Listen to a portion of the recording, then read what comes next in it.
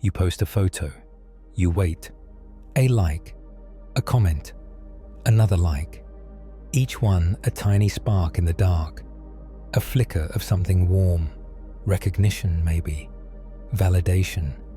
For a moment, you feel seen. You feel like you exist. But then the screen goes quiet, and the warmth fades. So you try again. You craft a new post. You think harder this time. What do people want to see? What will make them react? A better angle, a cleaner background, a clever caption that sounds spontaneous, even though it took 10 minutes to write. You start scanning yourself before others do. You preemptively edit the parts you think they might reject.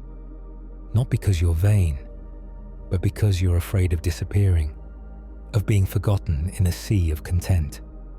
But when did this begin? When did your sense of self begin to depend on strangers tapping a screen? Why does your mood shift based on numbers you can't even control? We call it connection, but more and more, it feels like performance. A quiet competition. Who's more interesting, more beautiful, more lovable? You weren't always like this. Once you laughed without sharing it. You cried without explaining why. You watched sunsets just for yourself. Now, everything is content. Moments become material, memories become metrics, and silence becomes terrifying. Social media isn't just a mirror, it's a stage. And on that stage, we don't see ourselves. We see how others might see us. And the more you stare into that distorted reflection, the more you forget your original face, the face that existed long before the cameras, the one that never needed applause to feel real. So ask yourself gently, if no one sees this moment, would it still matter? You scroll and scroll and scroll. Bright smiles, flawless skin, perfect lighting. Laughter caught mid-motion, like a scene from a movie. Every post says, "Look at me, look at this, look how well I'm doing." And you just observe. You become a spectator in other people's lives.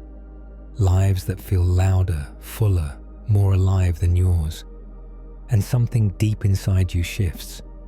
You feel small, unnoticed, forgettable. So you begin curating. You try to match the energy. You fix your posture. You choose your words carefully. You stage moments so they'll be worth sharing. You become a storyteller of your own life. But the story starts to feel fictional, more like a script than a diary, more like a performance than a memory. It doesn't feel like you're lying, but you're not fully telling the truth either. You leave out the loneliness. You crop out the mess. You filter the fatigue. Not because you're trying to deceive, but because you're trying to matter. Somewhere along the way, we began to believe that only the best versions of ourselves are worth being seen.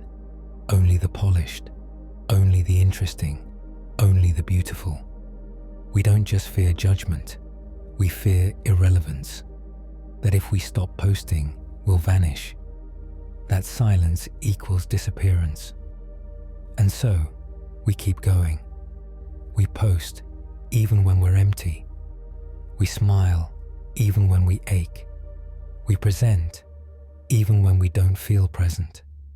And behind all of it, behind the filters and the hashtags, is a quiet cry. Please don't forget me. Please let me be real to someone. It's not narcissism. It's not vanity. It's a deep human need to be seen, to be felt, to know we exist in someone else's eyes. But here's the quiet truth. Even when the likes come, even when the comments flood in, the emptiness doesn't always go away, because attention is not the same as love, and visibility is not the same as belonging. And when the screen goes dark, you're still left wondering, am I enough when no one's watching? You open the app, and suddenly, your world feels smaller, less shiny, less significant. Someone is dancing in the streets of Tokyo. Someone just got engaged on a yacht. Someone else is building a business from a beach in Bali. And you're in your room, with messy hair, wearing yesterday's thoughts, feeling like you're missing something big. It creeps in quietly, this invisible measurement, this scale you never asked for but now can't stop using. Social comparison isn't new, but social media has made it constant. There's no pause, no boundary between your life and theirs. It's all mixed into one endless stream, a curated museum of everyone else's highlights, a place where reality wears makeup, where struggle hides behind smiles, where sadness is left out of the frame. And yet, we believe it.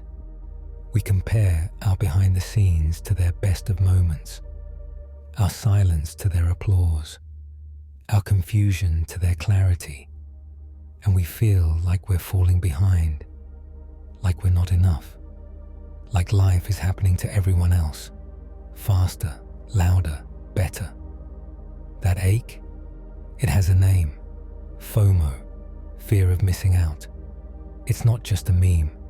It's a real sinking feeling, a subtle panic that says, if I'm not keeping up, I must be falling apart. So we scroll, not because we're curious, but because we're scared. Scared of missing something, of being the last to know, of becoming irrelevant. And the more we scroll, the more we forget. We forget that people share what flatters them. We forget that moments are framed, filtered, and timed. We forget that joy can be real, but so can illusion. And then it happens. We start living through comparison. We measure our morning by someone's evening. We question our joy when theirs seems bigger. We delay our peace until our feed agrees we deserve it. But here's the unspoken truth. No one has it all together. No one's life is as perfect as it looks. Not even close. They're editing, just like you, just like everyone. And maybe, somewhere behind that perfect post, they're looking at you, wondering how you make it all look effortless. So the question is, what would your life feel like if you stopped comparing it? After all the noise, the scrolling, the applause, the pressure to be seen, you find yourself in silence. No filters, no angles, no eyes watching, just you. And in that stillness, a question rises, not loud, not demanding, just a quiet echo from the deeper part of you. Who am I when no one is watching? Not who you pretend to be, not who they think you are, but the real you, the one that existed before the likes, before the numbers, before the performance. That version of you knows how to sit with the sky, knows how to enjoy a moment without recording it, knows how to cry without posting it, laugh without needing a witness, breathe without seeking applause. But it takes courage to return there, because silence feels foreign. It feels like failure, until you realize it's actually freedom. The world trains us to perform, to compete, to polish ourselves until we become marketable. Even our thoughts must now be presentable. Even our sadness must be aesthetic. But you don't have to live like that. You can step back. You can reclaim moments no one sees, and still know they are real, still know they are enough.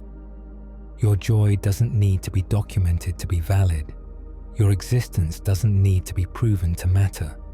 And your worth, it isn't measured in metrics. It was never up for debate. It just is. The world may ask for more updates, more beauty, more proof, but you don't owe it anything. You don't have to keep up. You don't have to impress. You can live a quiet life, and it can still be extraordinary.